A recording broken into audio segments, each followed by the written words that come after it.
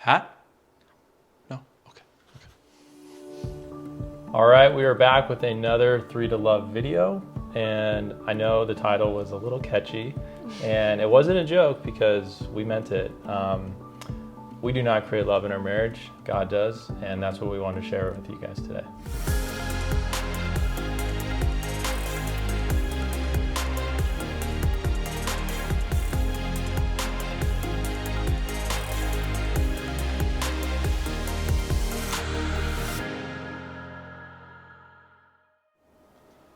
So I'm very energized up to talk about this today. And it's timely because I'm writing about this in my book right now about love. And it's so relevant in our culture right now. There's so much confusion about love. And I think when people try to define it or really think about it, and especially when you're discerning whether or not you want to get married, the culture says love is whatever you want it to be, right? It's a strong feeling. It's a personal choice. It's all those things. And yes, they are right. It is a choice, but love in our Catholic faith is not just whatever you want it to be. We have a name for it, and that's God. God is love. And the reason I'm excited to talk about it is I picked my 3 to Love book back up. And as you guys know, it's my favorite book. And, I read the sentences that I've read multiple times, but they still hit home again and again. And that one is that us humans are not love. We are only lovable. And the second one is that two glasses that are empty cannot fill each other up. There must be a fountain outside of both. And so what's that saying is that, we humans, we just can't create love, because if that were true, then we'd have no need to love anyone. We would be self-sufficient. And, I always, am hard on the culture because, that's sort of the message, is that you can do everything yourself these days. You don't need anybody, right? And we know that's not true.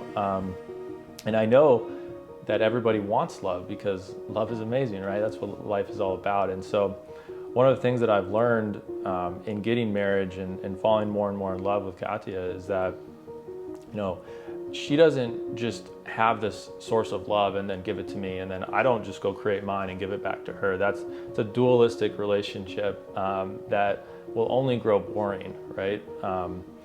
No, we get our love from God, and we get re-energized every time we go to church, or we read something from the Bible, or we find inspiration from amazing Catholic people out there. And that is the type of love that has no limits. And it makes our spirits grow younger over time. And that is the growing love that I think that we should be striving for. And what it means to really bring God into our marriage is that we recognize that we have that need for God to be the source of love in our lives, and for us to receive that gift and constantly be giving it to one another. And sometimes we do feel like it and sometimes we don't, but that's the amazing part, is that there's always different ways to give that love to each other, because God is infinitely allows us to give us those options for our love in our marriages. Así es, y hay una frase que es como hasta cliché, siento yo, porque la escuchamos en todos lados, pero es tan cierto, y es de que no podemos dar lo que no tenemos. Y wow, ahora en esta etapa del matrimonio lo he experimentado bastante. Es precisamente porque los momentos donde soy menos paciente, cuando me irrito más rápido, cuando me enojo por todo, es usualmente un síntoma de cómo está mi vida de oración, de cómo estoy llevando mi relación personal con el Señor.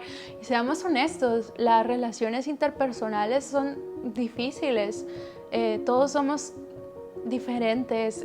Imagínense con Brian, aparte de la crianza distinta, las familias distintas, pues a eso agregarle las diferencias culturales que tenemos, y que es un reto, pero siento que también nos enriquece y nos ayuda a buscar más al Señor, a tratar de estar en intimidad más con Él, porque es que no hay otra manera. Por eso quiero invitarlos a que busquemos de Dios, si en este momento pues estás teniendo problemas con tu esposo, con tu esposa, con tu novio, con tu novia, pues pedirle al Señor que te dé la gracia que necesitas para manejar esa situación de la mejor manera, por medio de la oración, por medio de los sacramentos, que para nosotros los católicos es la fuente de gracia, son fuentes de gracia. Y también podemos hacerlo con la lectura de la palabra de Dios.